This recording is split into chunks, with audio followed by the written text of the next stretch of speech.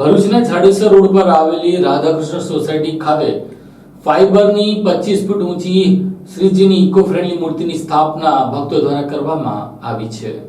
હાલ તો ભરૂચ શહેર જિલ્લામાં ભક્તો દ્વારા વિઘ્નહર્તા એવા ભગવાન શ્રી ગણેશની વિવિધ પંડાલોમાં સ્થાપના કરી છે। ત્યારે ભરૂચ શહેરમાં વિવિધ ગણેશ મંડળો દ્વારા ગણેશ મહોત્સવની ઉજવણી કરવામાં આવી છે। તેમાં અનેક પંડાલો તો લોકોનું આકર્ષણનું કેન્દ્ર બન્યા છે। ડુંડાળા દેવની આરાધનાના પર્વ એવા ગણેશ મહોત્સવનો પ્રારંભ થઈ ચૂક્યો છે। ભરૂચ શહેરમાં વિવિધ થીમ સાથે ગણેશ ઉત્સવની ઉજવણી કરવામાં આવી રહી છે। ત્યારે ભરૂચના જાડેશ્વર ખાતે આવેલા તુલસીધામ વિસ્તારમાં આવેલ રાધાકૃષ્ણ સોસાયટીમાં શ્રીજીની 25 ફૂટ ઊંચી પ્રતિમાનું સ્થાપન કરવામાં આવ્યું છે। આ ઇકો ફ્રેન્ડલી ફાઈબરની બનાવેલી મૂર્તિ છે તેમજ ભગવાન જગન્નાથના સ્વરૂપમાં શ્રીજીને દર્શાવવામાં આવ્યા છે। આયોજકો દ્વારા આ મૂર્તિનું વિસર્જન કરવામાં આવશે નહીં, પરંતુ સ્થાપિત કરવામાં આવેલ અન્ય ઇકો ફ્રેન્ડલી માટીની મૂર્તિને નર્મદામાં વિસર્જન કરવામાં આવશે, જેથી ઇકો ફ્રેન્ડલી આ ભગવાન જગન્નાથજીના દર્શન કરાવતી મૂર્તિ શ્રીજીની આ મૂર્તિ આકર્ષણનું કેન્દ્ર બન્યું છે। આ અંગે આયોજક આકાશભાઈ કંઈક આ પ્રમાણે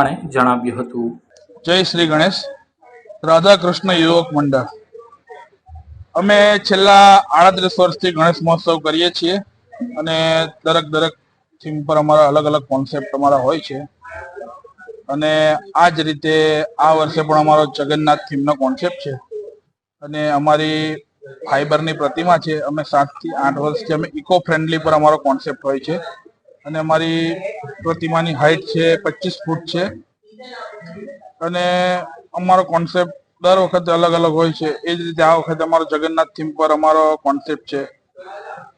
પર્યાવરણને ધ્યાનમાં રાખીને અમે ઇકો ફ્રેન્ડલી પર અમારો કોન્સેપ્ટ કરીએ છીએ અને રાધાકૃષ્ણ સોસાયટીમાં જ અમારો પંડાલ છે।